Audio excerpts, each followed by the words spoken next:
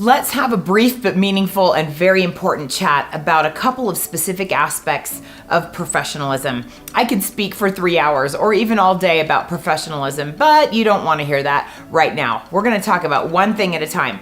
Right now, we're going to talk about your voicemail.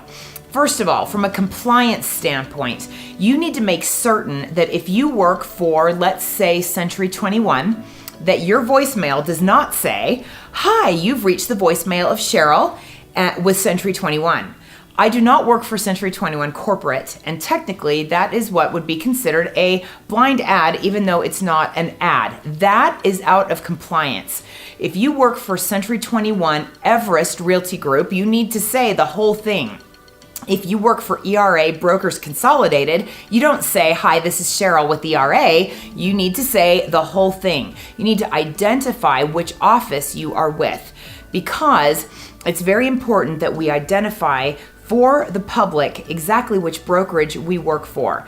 That is what is the opposite of a blind ad. A blind ad is where we keep our brokerage hidden, and even by identifying the brand, that's not enough. We need to identify specifically the office that we work for. So make sure you always do that. That was number one. Number two, you need to make sure that you clear off your voicemail absolutely every single day. And that is going to mean deleting a lot of the messages. Make sure you take care of those so that you're not deleting important things. But if someone calls you, you're working so hard to try and get your phone to ring, and when it actually does, and it's a potential client, you don't want to send the message that you're too busy for people by having a voicemail that's full. As a broker, that made me insane when I tried to call my agents and their voicemail box was full.